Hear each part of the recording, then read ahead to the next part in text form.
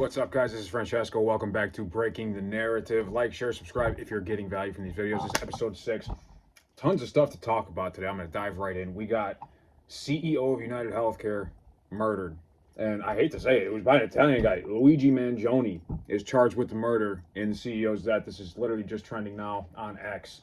And CEO's name, I mean, my heart truly goes out to this man's family, Brian Thompson. He was the CEO of a healthcare, and I give it to you. The healthcare system isn't the best in this country. Not saying it is, but the reactions I've seen on social media praising an assassin. I mean, and this is from the left, the party of inclusivity, the party of peace, the party of all this stuff. But when somebody dies, that's justifiable. I mean, anybody who knows how business works knows that the C officers in the company, they do not have their hands in every single claim that's made. And I don't know what happened to Mr. Mangione or his family, but I don't think it warranted walking up behind the man with a suppressed 9mm. Looks like he's using. I mean, I don't want to show any kind of image on here. I'm still working on what I can and can't show. So I will be coming out with better edited videos soon. I promise you guys. Thank you so much for hanging in there with me. I don't know what he had in his mind, but that's not the ideals that we want to portray, right? And I understand it's bringing light to the issue of healthcare in this country. I'm not saying it's not an issue. I'm saying going around gunning down CEOs because you're a have-not. And I consider myself a have-not. I'm not a rich guy. I'm not even close to a rich guy. I live barely above paycheck to paycheck, like most of you, I'm sure. It's difficult, which is why we elected the person we elected, right? So MSNBC, to talk about that and talk about a disconnection with what's actually going on in the country. I mean, aside from the terrible reaction I've seen from this, there are people condemning it, even on the mainstream media, which is good. You want to condemn that sort of thing, but MSNBC's viewership is down to 38,000 views. And just to put that into context for you, when I'm looking at current events on Rumble, on YouTube, on any of these other platforms, if a video has less than 100,000 views, I won't even click on it. Which I know is super hypocritical because my videos haven't even broken 100 views. It might not even 50 views at this point. So I do understand the hypocrisy in that before y'all jump all over me. I get that. But to be MSNBC, to be a mainstream media outlet, and only have 38,000 views on your primetime show, I think that's the end. I think that's it. I truly think Elon Musk is going to buy it. I mean, the way Elon Musk sends a tweet every 6 seconds, so you can't really follow the guy's thought pattern. It's very difficult, but it seems like he wants to buy it. He wants to colonize Mars. He wants to buy MSNBC. He wants to do a lot of things. It's very hard to keep up. But that's the one thing I do love about Donald Trump and a Donald Trump presidency is we will always know exactly what is going on inside that man's head. He is going to put it online. He's going to put it on Truth Social. He's going to put it on Twitter. He's going to put it on everywhere. So all the American people know what's going on. Now, moving over to Biden and the war in the Ukraine. Now, to put it simply, without diving into the idiosyncratic things of the war, it needs to stop. Biden is escalating it. He gave Ukraine permission a week ago, to use airborne missiles. They have now used those missiles. They've attacked Russia, and now Russia, a nuclear power, they want to clap back, and they want to clap back hard. That's not good. And Putin does not mess around. Both Zelensky and Putin have expressed willingness to negotiate with a Donald Trump administration. They have no respect for the Biden administration. None at all. None. So I just wanted to briefly breeze over that. It is a very heated situation. I urge you all to keep an eye on it. Again, I love Dave Rubin. His opinion is that we are closer to World War III than we have ever been. And I'd say after looking at I agree with him. It's a dangerous time. It's a volatile time. I mean, these next 2 months are critical. And we have somebody at the helm who is not mentally capable of doing the job any longer. And thank God we didn't elect Kamala, because that brings me to my next point here. $1.4 billion in campaign finances spent, hundreds of millions of dollars on celebrity endorsements, on building a podcast set in a hotel room, on things that just did not work at all. And this is the person who you wanted to manage your tax dollars. So let's just thank God we dodged that bullet. Now, moving to a story in New York today. Daniel Penny, for those of you who aren't followers, Daniel Penny is a Marine veteran. So he's trained, right? And he sees a person freaking out on the subway, threatening to kill people. So what does he do? Does what he's trained to do.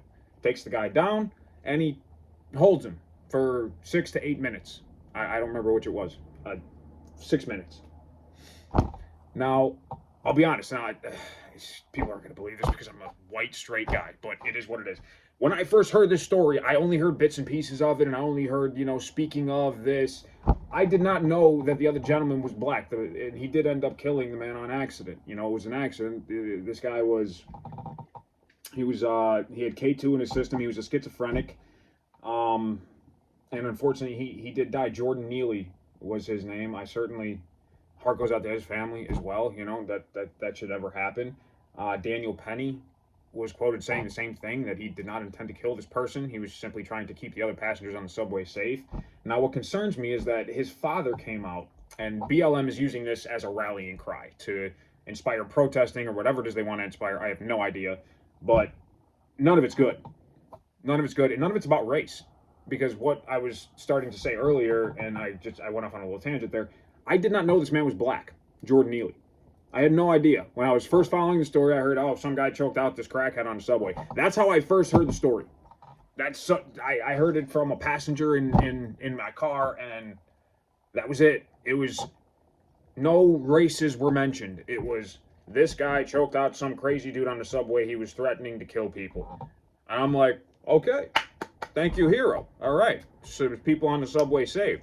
I didn't hear the guy died until later, which still, it didn't really change my feeling about it. It was kind of like, okay, well, that sucks, but he was still threatening to kill people. Now, the Jordan Neely's father came on to this Black Lives Matter protest, and he was quoted saying, I know his father is grieving, and I'm not taking anything away from that, but he's blaming the system for what happened to his son. And he's blaming the system because Daniel Penny was found innocent by a jury of his peers. Innocent. He didn't do anything wrong. And I agree with that verdict. I don't think he did anything wrong. Now, of course, Jordan Neely's father disagrees. Says Daniel Penny should have been, convicted, found guilty, whatever, for murder. Didn't need to choke him for 6 minutes. That's debatable. I'm not necessarily saying that he had to choke him for 6 minutes, because I don't think he did. But, in any case, in the heat of the moment, you're not thinking about that. You're thinking about not dying. You're thinking about the people on the subway. You're thinking about the people you're trying to save. So I have to sympathize with Daniel Penny on this one. And I also sympathize with the father losing his son, but not blaming the system and adding fuel to this terrible fire. As I said, I didn't know the skin color of either party, and it didn't matter. It did not change my opinion of the issue. And I assure you that Daniel Penny, this retired Marine veteran, did not look at this guy and go, you know what, you're black, so I have to use extra deadly force on you. That's ridiculous. In that kind of situation, you react. You're not thinking about skin color or identity politics. And to honestly, to do that and to use this man's death, it cheapens it. His father should be disgusted that BLM is using this as a rallying cry, because this is completely off target. This is not racism. This is not systemic failure. They found his dad to come out and do the rally. Where was his dad? Otherwise, what was this guy doing on the subway with K2, which I could tell you from experience, because I used to be a heroin addict, 6 years clean, grace of God. I could tell you that K2 is a strong substance. It's a synthetic marijuana. Now, synthetic marijuana is worse than real marijuana, because it's not supposed to be in your body.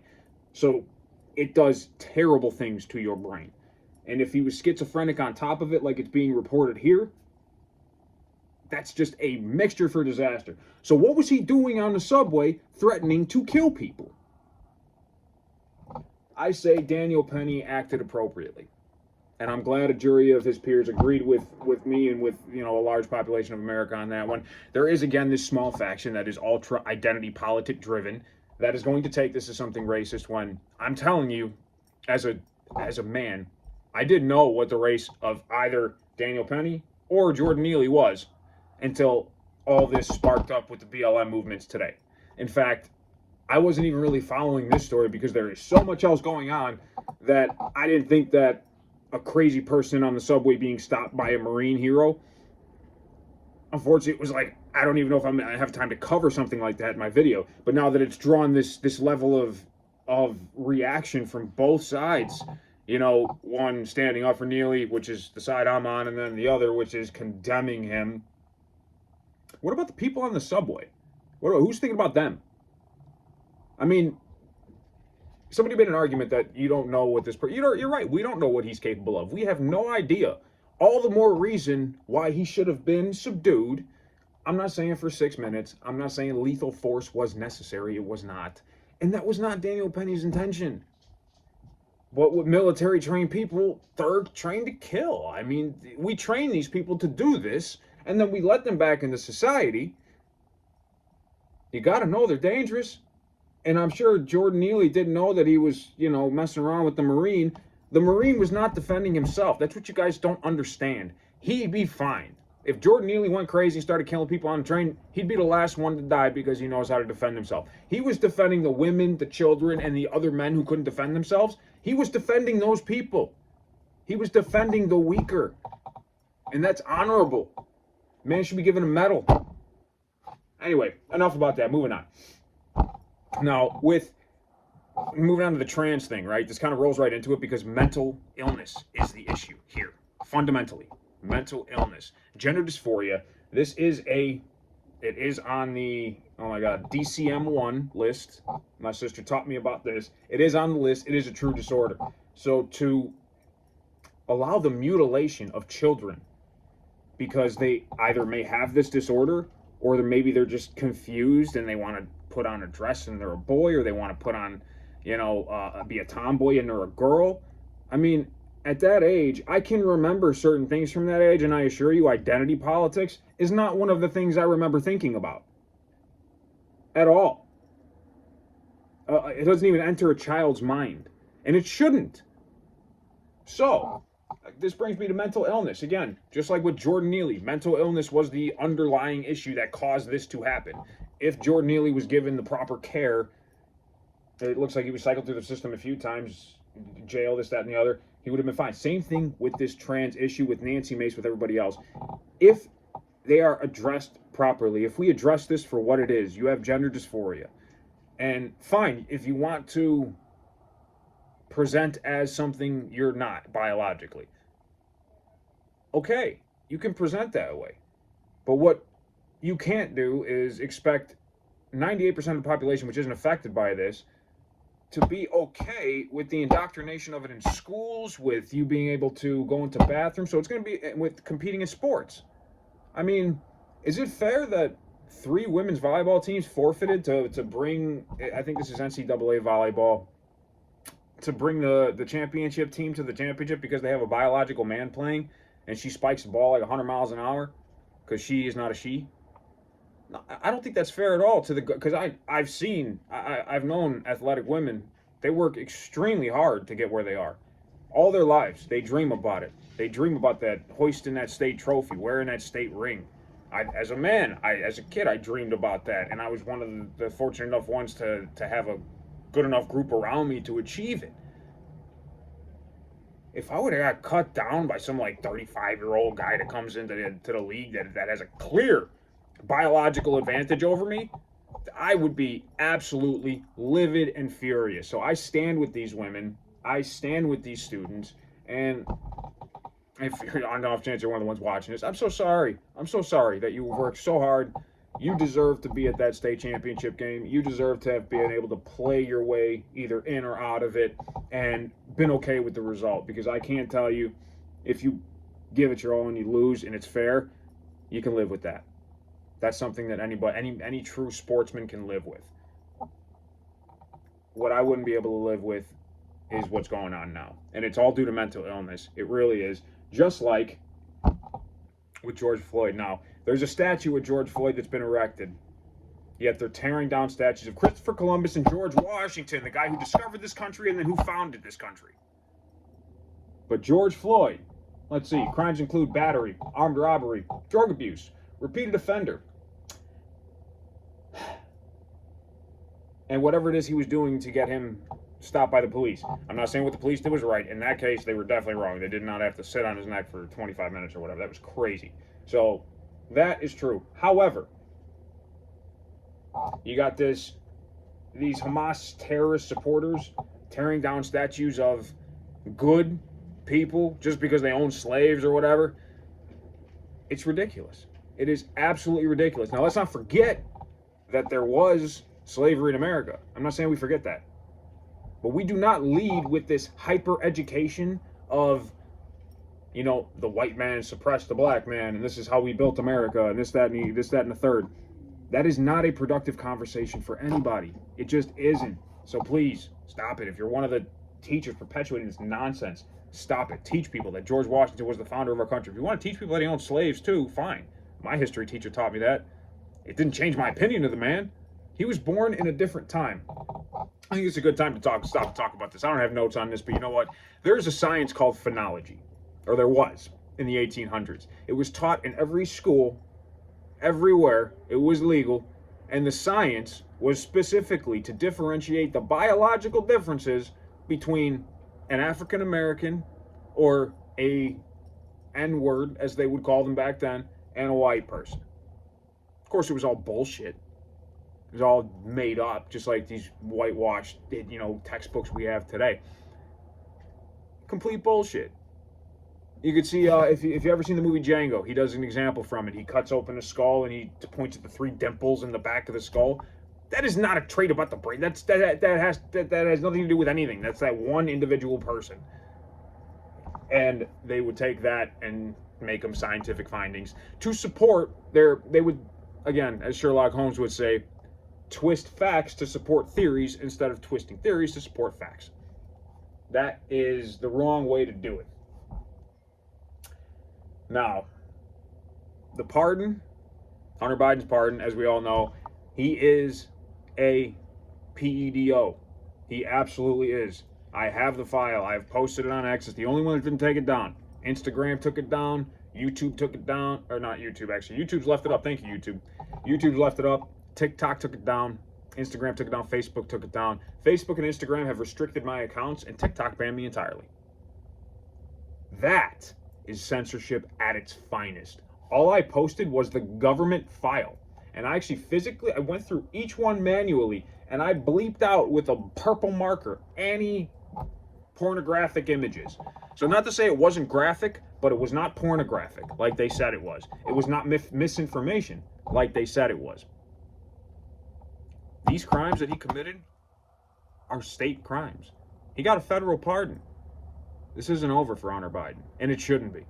Because the gun charge, the embezzlement, those are dime a dozen, especially for somebody in his position. Honestly, I didn't even really care about that. Whatever. Pardon your son for that. What I'm not okay with, I saw the pictures, and they're disgusting. They're disgusting. They honestly, they make you a mixture of like wanting to cry, throw up, and kill somebody. That children are subject to this. So no, I won't shut up about this until this is blasted all over mainstream media like it should have been. The FBI admitted to suppressing these files. It's not okay. This is not okay at all. Everybody needs to know. I don't have a big enough platform, so my word's getting out to a couple of people. Get the word out. Anybody who asks you, tell them. My God, I don't know why these guys enjoy the benefit of a good reputation when they do not deserve it. The Biden family is one of the worst criminal families we've ever seen. He's been run by Obama for the last 4 years. Obama didn't get his second term with Kamala, which is why he's so upset. We can talk about Kamala Harris's microphone earrings on another episode. I got a whole thing, did a bunch of research on that. She was getting all of her answers from Obama. Anyway, moving right along. So the immigration, New York mayor does a flip this morning. I love it. I think he's going to become a Republican, honestly. He's moving towards sounding conservative, as he states plainly that he will meet Tom Homan to discuss how to get illegal immigrants who are criminals, who have now proven that the Venezuelan gangs are using the shelters to recruit kids into their crime rings, stealing stuff and selling it on the street. And by the way, they're occupying the Roosevelt Hotel, which is Pakistani owned, on these ridiculous month-long leases. So we are essentially financing terrorism through these ridiculous asylum policies that the left seems to love, while these very same immigrants are attacking, raping, murdering American citizens, and we can't even go and enforce the law inside those shelters because it's illegal. What is happening? So finally, the mayor of New York wakes up and he goes on TV and he says, if you are one of these people, one of these gang members that is hurting my citizens, American citizens, and innocent asylum seekers, because I firmly believe that innocent asylum seekers should have a fair chance, just like everybody else did, to go through the system and do it the right way, just like everybody else did, like my father did, like his father before him, or my mother's father before him. Absolutely. I'm all for it. This is a country of immigrants, legal immigrants. And it takes a long time to achieve that status. You got to know something about the country. You got to know who the first president was. You have to take a test. I mean, it's not just, here you go, here's a debit card in a hotel room and God bless you. That's done. That's done. That's over. Even in New York, that's over. Pritzker, you better get on board. I am ashamed to call myself a Chicagoan with you at the helm. You are a far cry from Mayor Daley, my friend. You really are. Now, the reason that all this is happening, the reason they are pushing these narratives, because they want us divided. They want us to be racially divided over this, God, I'm blanking on the names, over the subway scene. They want us to be racially divided and say that that Jordan Neely was killed by Dan because he was black, not because he was schizophrenic on a really, really strong hallucinogenic drug and threatening to kill people on a public subway. That's not why he was killed. It wasn't an accident. He was killed because he was black. And that's the only reason. And that's what we're going to riot about. That's ridiculous. It's causing division. It's not causing unity. Or maybe I'm wrong. Let me know if you hear a unifying message in that. I'd love to hear what it is. Now, again, with us divided, they can do a heck of a lot more, and they have a heck of a lot more power, which is why you see a lot of them freaking out, especially Barack Obama going and, essentially throwing a party at his foundation so he can make a speech about pluralism. And he goes up and talks about one party getting a grip on every single, branch and facet to achieve what he referred to as permanent power. When he said permanent power, I swear I saw him drooling. That man had permanent power because Joe Biden was a puppet. Now, obviously, this is conjecture. This is my opinion. I don't have any facts to support. Well, now I'm going to get them. But I haven't looked into any facts to support this. It's just pretty damn obvious. I do have facts about Kamala being a puppet, and we'll go into that on another video. Now, this is really interesting. Speaking of Kamala HQ was sued by a man named Tim Pool. They sued her because they stated Project 2025 wanted to give Trump total authority to suspend the Constitution, jail political opponents, and set up firing squads. And they quoted one of Mr. Pool's videos as the, source of information for this.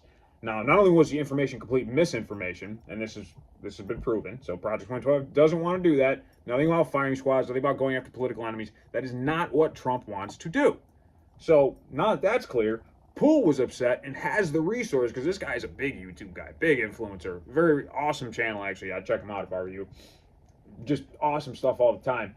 He was rightfully pissed. I mean, they essentially impugned his honor by saying that he's saying that somebody didn't say. It's defamation. He's like, first of all, it's false. Second of all, that's not at all what I was saying by saying what it is I said. I don't have the exact quote here, but it apparently was completely taken out of context and misunderstood, which pretty much describes everything on the left media. So it's not out of character, but that's how it happened. Now, on the Biden laptop, I told you guys I was banned from almost every social media platform because of it for a couple of days. Instagram, Facebook let me back on. TikTok, no, they didn't. They're Chinese owned though, and they're known to be super liberal, so I was kind of expecting that.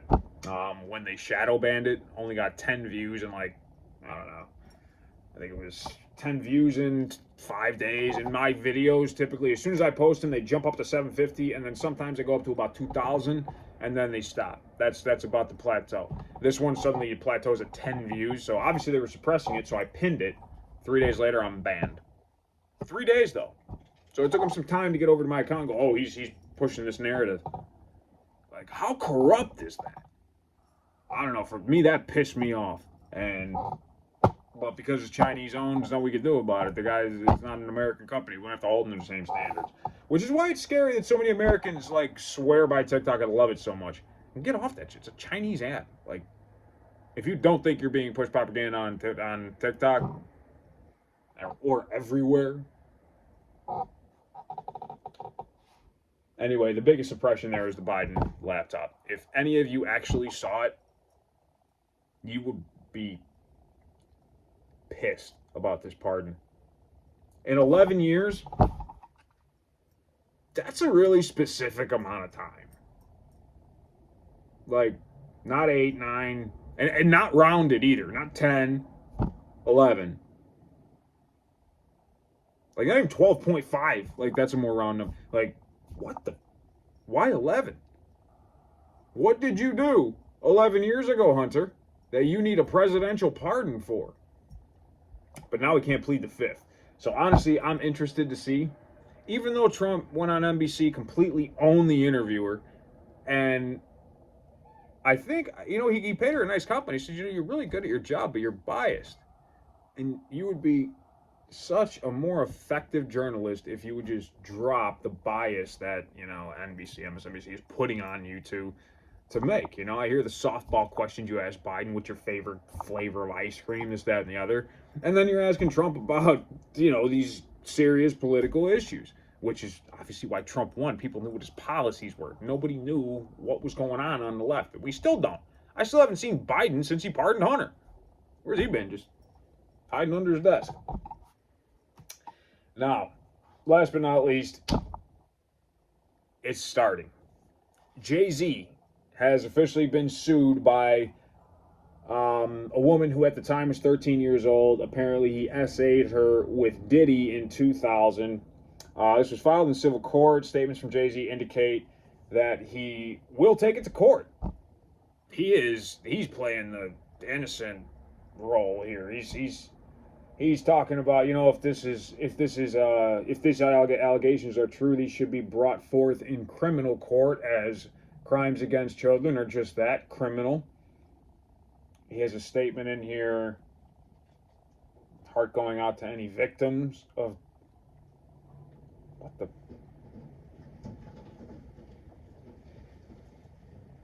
He's just suspiciously supportive of these victims of abuse, and he hasn't spoken out a word against Diddy. Find that a little weird.